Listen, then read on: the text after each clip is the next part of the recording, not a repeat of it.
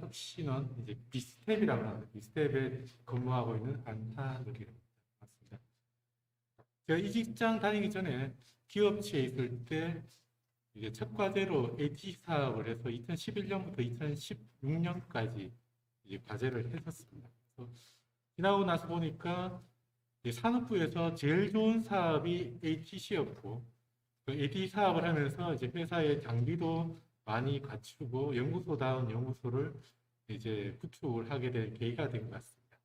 그래서 AT 사업을 하면서 이제 또 다른 과제도 또 많이 수행하고 되었고요.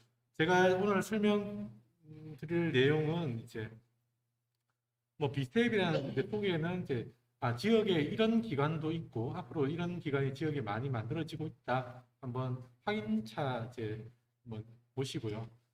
그리고 우리가 AT 사업을 하셨으니까 이제 보다 좀 큰 과제를 좀 하시려면 이제 기획이라는 게 좀 필요하고 기획을 통해서 이제 회사가 R&D를 통해서 이제 좀 성장할 수 있는 그런 계기가 되려면 큰 과제를 좀 하셔야 되는 차원에서 그 절차하고 이제 기획 시에 이제 필요한 여러 가지 검토 사항, 바로 반드시 고려해야 될 사항 그런 거에 대해서 간단히 좀 설명을 좀 드리도록 하겠습니다. 비스텝이라는 것은 이제 그 2015년도에 목적은 이제 부산에 좀 국비를 좀 많이 유치하기 위해서 이런 기관을 이제 만들어졌습니다. 그래서 국비를 많이 유치를 하려면 산업 정책에 대해서 한번 검토도 해봐야 되고 사전 기획도 해야 되고 기획을 통해서 이제 R&D 작업을 많이 유치하면 아무래도 시비가 많이 들어가기 때문에 시비에 대한 예산이라든지 이런 것들에 대한 평가를 통해서 잘 되고 있는 예산, 뭐 좀 부진한 예산 평가해서 예산의 배분 조정 이런 것도 하는 기관이라고 보시면 됩니다. 처음에는 이제 부산 과학기술기획평가 뭐 키스텝과 똑같은 이름을 썼습니다만은 키스텝 자회사가 아니냐 뭐 이런 이야기 때문에 부산 산업과학혁신원 이름을 이제 바꾸게 되었습니다. 이건 연역은 뭐 넘어가고요. 그래서 주요 이제 기능으로서는 정책 기능하고 그리고 이제 사업 기획 기능 그리고 평가 기능 이렇게 세 가지 기능이 있습니다. 그래서 이제 그 저희 비스텝을 이제 좀 벤치마킹해서 대전도 이제 대전과학산업진흥원을 작년에 만들었고 충남은 올해 충남과학기술진흥원이라는 걸 만들어서 같이 뭐 하고 있고 확대되고 있는 추세에 있습니다. 그러면 우리가 R&D 사업을 큰 사업을 따기 위해서 정부의 R&D 지원 프로세스를 좀 살펴볼 필요가 있겠습니다. 뭐 산업부라든지 뭐 중기부 이런 이제 뭐 교육부 이런 뭐 소관 부처에서는 그해 1월까지 중기 사업 계획서를 이제 과기부에다가 이제 제출을 하게 되어 있습니다. 그러면 과기부에서는 전체적으로 검토해서 차년도 투자 방향을 수립하고 그래서 이제 각 부처별로 이제 예산 요구서를 이제 그 요구를 해서 결국은 지금 이 시점에 이제 그 내년도 사업에 대한 R&D 예산에 대한 예산 배분 조정을 하게 되고 그게 끝나면 국회로 넘어가서 이제 얘기를 통해서 내년 예산을 확정하는 그런 단계가 되는데요. 우리가 R&D 기획을 하기 위해서 여러분들 아마 매일에 계속 수요조사 하라고 막 보지 않습니까? R&D 사업 발굴을 위한 수요조사 이런 것들은 전년도 이때쯤 한 5월, 6월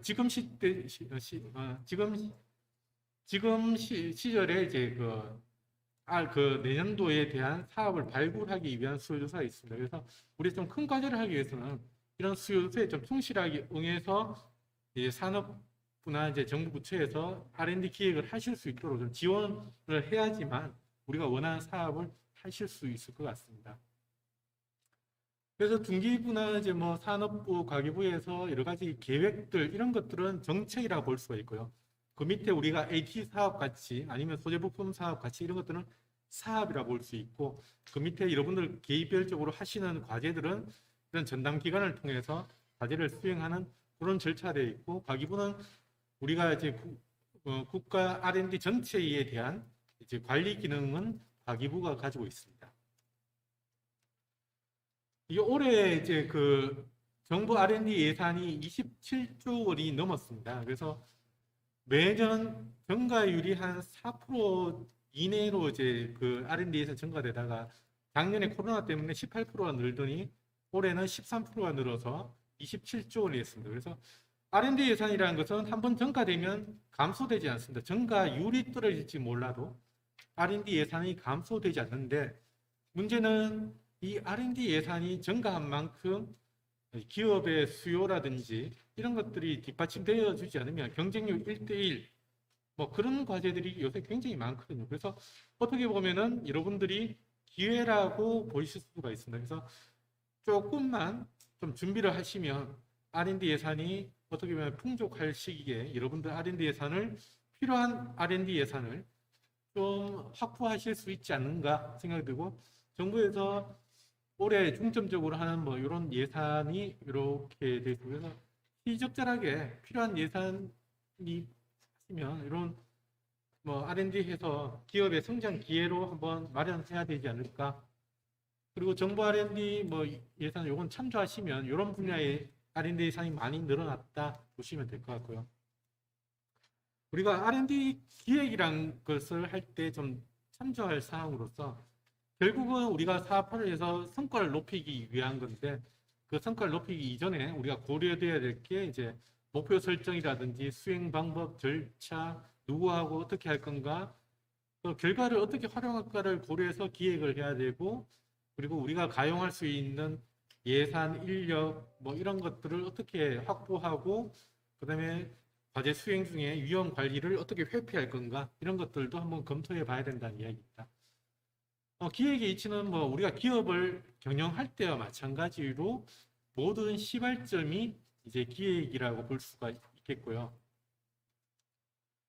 정부에서 말하는 기획이란 것은 정책 수립하고 사업 수립 그리고 과제 기획하는 단계까지가 정부에서 말하는 이제 R&D 기획이 됩니다. 그래서 우리가 기업이 참여할 수 있는 그 기획의 단계는 제일 마지막 단계 수요조사 이때 적극적으로 참여하실 필요가 있겠습니다.